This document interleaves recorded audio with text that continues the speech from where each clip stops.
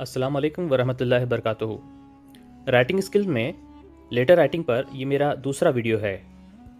पहले पार्ट में मैंने इनफॉर्मल लेटर्स यानी गैर रिवायती ख़त पर बात की है।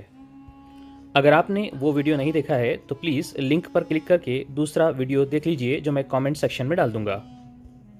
इनफॉर्मल लेटर्स की तरह ही फॉर्मल लेटर भी 5 मार्क के लिए पूछा जाता है। इस वीडियो में हम गौर करेंगे कि फॉर्मल लेटर्स में किस तरह की बातों पर गौर करना चाहिए। डायग्राम पर गौर कीजिए। राइट हैंड की तरफ इनफॉर्मल लेटर्स जो मैं पिछले वीडियो में बता चुका हूँ, यानी हमारे फ्रेंड्स और फैमिली मेंबर्स को लिखे जाते हैं, जबकि फॉर्मल लेटर्स बिजनेसेस के हो सकते हैं या ऑफिशियल्स हो सकते हैं। स्लाइड में बताया जा रहा है कि बिजनेस लेटर्स के वक्त हम इंक्वायरीज, ये मैं अब आपको बताता हूं कि फॉर्मल लेटर्स का इस्तेमाल हम कहां कहां और क्यों करते हैं। आप स्क्रीन पर देख ही सकते हैं, राइट हैंड की तरफ से फॉर्मल लेटर्स हम ऑफिसेस में लिखते हैं, चाहे वो सरकारी हो या गैर सरकारी। इसके अलावा हम स्कूल्स और कॉलेजेस में, वहां पर हम हेडमास्टर या प्रिंसिपल को लिखते हैं, बाज़ दफ़ा क्लास टीचर्स को लिखते हैं। उसी तरह से जब हम किसी शॉप से खरीदो फरोख्त करते हैं या बाज़ दफ़ा परचेज करने के बाद कोई फॉल्ट निकल आए तो इस तरह के मौक़ों पर भी हम फॉर्मल लेटर्स लिखते हैं। जब आपको किसी जॉब इंटरव्यू के लिए जाना होता है तो हम फॉर्मल स्टाइल को अपनाते हैं। मुख्तलिफ़ किस्म की कंप्लेंट्स जैसे water supply problem, electricity load shedding problem, bad condition of roads, faulty electronic items वगैरह, इस तरह की कंप्लेंट्स भी हम फॉर्मल स्टाइल में करेंगे। इनके अलावा एप्लीकेशंस और न्यूज़पेपर में एडिटर्स को हम फॉर्मल स्टाइल में ख़त लिखते हैं। इनफॉर्मल लेटर्स की तरह फॉर्मल लेटर को लिखने के लिए भी 12 से 15 मिनट लगते हैं।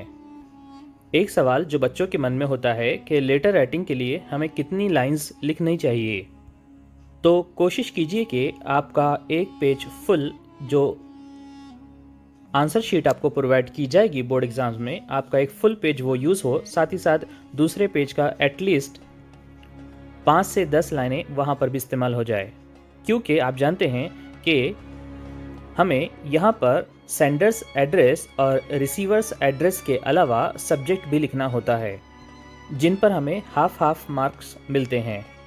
और ये दोनों एड्रेस कम से कम 8-10 लाइन्स कंप्लीट कवर कर लेते हैं। इसलिए आपका जो मेन बॉडी है वो कोशिश कीजिए कि वो अगले 10 से 15 लाइंस के दरमियान हो। अब इस स्लाइड में मैं आपको बताऊंगा कि फॉर्मल लेटर को लिखते वक्त हमें किस तरह का ब्लॉक फॉर्मेट यूज़ करना है। लेफ्ट हैंड की जानिब से तमाम बातें लिखी जाएगी, यानी कि सेंडर्स एड्रेस जो कि आप खुद होंगे, उसके बाद डेट, रिसीवर्स एड्रेस यानी हम जिसे ख़त लिख रहे हैं, सब्जेक्ट और बाकी तमाम बातें, ये सब की सब लेफ्ट हैंड की जानिब से लिखी जाएगी। बाज़ दफ़ा बच्चे पूछते हैं कि इस तरह से लेफ्ट हैंड पे लिखने की वजह क्या है। इसकी असल वजह ये है कि आज का ज़माना इलेक्ट्रॉनिक कम्युनिकेशन का ज़माना है। आज के ज़माने में ख़त व किताबत कागज़ पर कम और ईमेल पर ज़्यादा होती है, और ईमेल लिखते वक्त लेफ्ट हैंड का इस्तेमाल ज़्यादा आसान होता है, ना कि लेफ़्ट राइट। आप बच्चों से गुजारिश है कि इस स्क्रीन का आप एक स्क्रीनशॉट निकाल लीजिए ताकि ये फॉर्मेट आपको अच्छी तरह ज़हन नशीन हो जाए। सब्जेक्ट लिखने के बाद हम सैल्यूटेशन में डियर सर या फिर डियर मैम, रिस्पेक्टेड सर या रिस्पेक्टेड मैम, इस तरह से शुरुआत करेंगे। इसके बाद आपका जो main body of the letter है, इसमें इंट्रोडक्शन होगा, मेन कंटेंट होगा, आप अपने ख़त को कंक्लूड करेंगे और उसके बाद थैंक यू वगैरह इस तरह के जुमले लिखकर आप लेटर को क्लोज करेंगे, जिसे सब्सक्रिप्शन लिखा हुआ है। यहाँ हम अपना सेंडर का नाम लिखते हैं। ऑर्डर देते वक्त या ऑर्डर कैंसिल करने के लिए भी इस तरह के ख़त लिखते हैं। ऑफिशियल लेटर्स में हम अलग अलग किस्म की कंप्लेंट्स, बाज़ दफ़ा रिक्वेस्ट कर सकते हैं, या बाज़ दफ़ा हमने अलग किस्म की कंप्लेंट की होती है, उसके ताल्लुक से जानकारी लेने के लिए हम ग्रीवेंस यानी अपनी शिकायत की जानकारी लेने के लिए इस तरह के ख़त लिखते हैं। इसी ज़िमन में एडिटर्स को, प्रिंसिपल को जॉब एप्लीकेशन के लिए या फिर कंप्लेंट करने के लिए इस तरह के ख़त लिखते हैं। यहाँ गौर कीजिए, मैंने इस स्लाइड में आप लोगों के लिए मार्क्स की तकसीम किस तरह से होती है बताया हूँ। फॉर्मल लेटर में पहला point, sender's address and date लिखने पर हाफ मार्क मिलेगा। रेसिपिएंट एड्रेस यानी हम जिसे खत लिख रहे हैं, मिसाल के तौर पे हेडमास्टर, प्रिंसिपल, न्यूज़पेपर के एडिटर, इनका सही एड्रेस लिखने पर हमें हाफ मार्क मिलेगा। फिर हम 1 या 2 लाइन में सब्जेक्ट और सैल्यूटेशंस कंप्लीट करेंगे, जिस पर हमें फिर आधा मार्क मिलेगा। यहाँ main body of the letter पर आपको 2 मार्क मिलेंगे। आपको याद होगा इनफॉर्मल स्टाइल में मेन बॉडी पर हमें 2.5 मार्क्स थे, लेकिन यहाँ पर 2 मार्क्स होंगे, क्योंकि यहाँ एक नई स्टेप आ चुकी है जिसे हमने सब्जेक्ट और सैल्यूटेशन कहा है।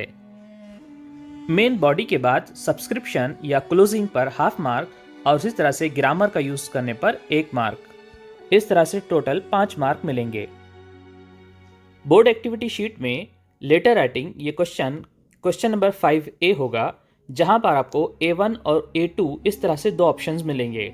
2 में से कोई एक आपको हल करना है। क्योंकि हमारा आज का टॉपिक फॉर्मल लेटर है, इसलिए मैं आपको फॉर्मल का क्वेश्चन पढ़कर सुनाता हूं। You are Ganesh Gauri Patil from Mumbai.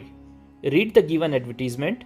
Being in charge of the cultural committee of your school, write a letter to the tourism department of Goa for providing the required information. जैसे कि मैंने पिछली वीडियो में बताया था कि बोर्ड आपको एक नाम देगा, एक फर्जी नाम। आपको यहाँ XYZ यूज नहीं करना है, बल्कि गणेश पाटिल या गौरी पाटिल जो कि मुंबई के रहने वाला है, इनका फर्जी एड्रेस बताकर, बल्कि फर्जी से बेहतर ख्याली एड्रेस बताकर लेटर लिखना है। आप अपनी स्कूल के कल्चरल कमेटी के हेड हैं और आप गोवा के टूरिज्म डिपार्टमेंट से जानकारी लेना चाहते हैं। जानकारी हमें गोवा टूरिज्म डिपार्टमेंट से जानना है, वो यहाँ बॉक्स में दी गई है। जैसे गोवा ज़मीन पर एक जन्नत की मानिंद है, यहाँ पर मंदिर और चर्च हैं, यहाँ पर आप बोटिंग का मज़ा ले सकते हैं, रहने के लिए यहाँ कंफर्टेबल जगह है मौजूद है, इंजॉयबल बीचेस यहाँ पर है। इनके बारे में मज़ीद तफसीलात अब आपको जानना है। पहली लाइन में सेंडर गणेश पाटिल का नाम लिखा जाएगा, कॉमा लगाया जाएगा। दूसरी लाइन में उसका एड्रेस, जो कि क्योंकि वो स्कूल से कम्युनिकेट कर रहा है इसलिए न्यू इंग्लिश स्कूल, फिर कॉमा लगाया जाएगा और ये स्कूल मुंबई से है। अगली लाइन में डेट डाली जा रही है, जैसे कि 15 नवंबर 2018। आप जानते हैं डेट्स लिखने के 5-6 अलग अलग तरीके हैं। आप इनमें से कोई भी तरीका इख्तियार कर सकते हैं। जैसे स्क्रीन पर मैं आपके लिए कुछ मिसालें दे दूंगा। सेंडर्स एड्रेस कंप्लीट होने के बाद हम एक लाइन निफासत और सलीके के लिए छोड़ देंगे और इसके बाद अगली लाइन में 2 लिखकर अब हमें रेसिपिएंट्स एड्रेस यानी हम जिससे कम्युनिकेट कर रहे हैं, जैसे द ऑफिसर इंचार्ज, कॉमा लगाया जाएगा, टूरिज्म डिपार्टमेंट ऑफ गोवा।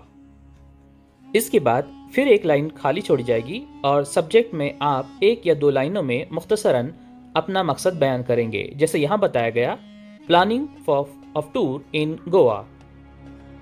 अगली लाइन में डियर सर या रिस्पेक्टेड सर करके आप अपने जुमले की शुरुआत करेंगे, कॉमा लगाएंगे और फिर पैराग्राफ चेंज करके आप अगली लाइन से अपना असल मुद्दा लिखेंगे। ये आपका मेन बॉडी है। फॉर्मल लेटर्स में हम सिर्फ टू द पॉइंट बात करेंगे। यहाँ हम पिछली बार की तरह हाउ आर यू वगैरह इस तरह के जुमले यूज नहीं करेंगे। मेन बॉडी में आप 2 या 3 पैराग्राफ बना सकते हैं। वीडियो को शॉर्ट रखने के लिए मैं पूरा लेटर पढ़ने के बजाय आपके सामने स्क्रॉल करता हूँ। आपको जहाँ मुनासिब लगे आप वीडियो को पॉज कर लीजिए और इस आंसर को अपनी नोटबुक में लिख लीजिए।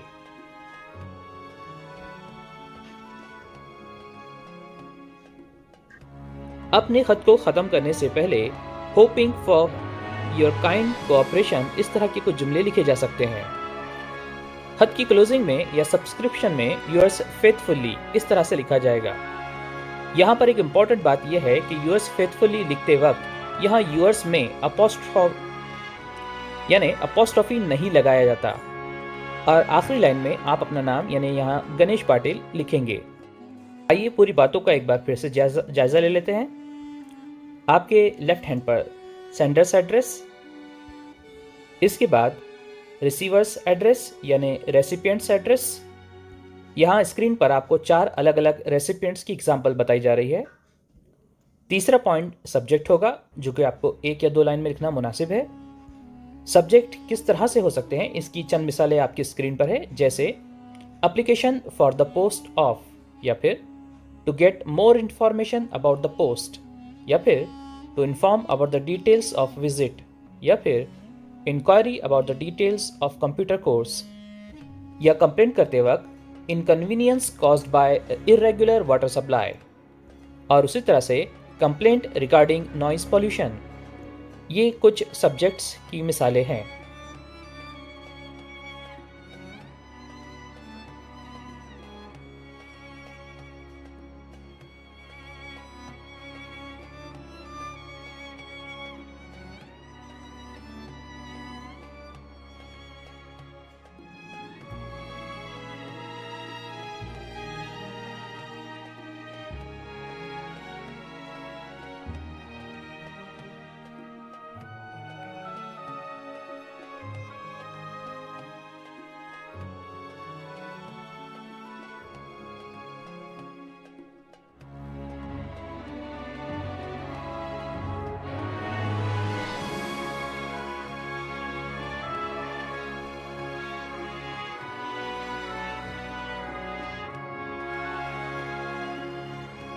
सब्जेक्ट के बाद अगला पॉइंट होता है सैल्यूटेशन। जैसे बताया जा रहा है, respected sir, respected madam, sir, या सिर्फ मैडम लिख सकते हैं। सैल्यूटेशन के बाद पांचवा पॉइंट सब्जेक्ट मैटर या बॉडी ऑफ द लेटर है। छठा पॉइंट कॉम्प्लीमेंट्री क्लोज या क्लोजिंग एड्रेस कहते हैं। यहाँ पर भी कुछ ऐसे जुमले लिखे जा सकते हैं जो कॉमनली सब जगह यूज़ कर सकते हैं, जैसे I hope that, I request you that, या उसी तरह से I am waiting to reply of you. सातवां पॉइंट सब्सक्रिप्शन या क्लोजिंग है, जैसे yours sincerely, yours obediently, yours faithfully, या यूएस ट्रूली।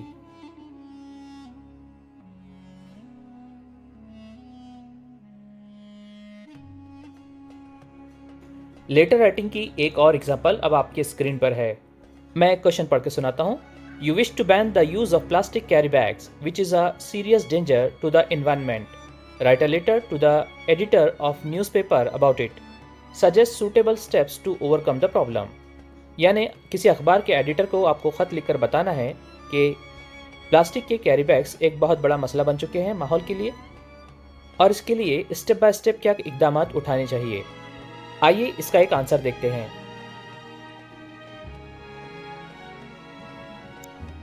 बीच बीच में वीडियो को पॉज कर लीजिए और आंसर को अपनी नोटबुक में लिख लीजिए। इंशाल्लाह अगली वीडियो में फिर मुलाकात होगी।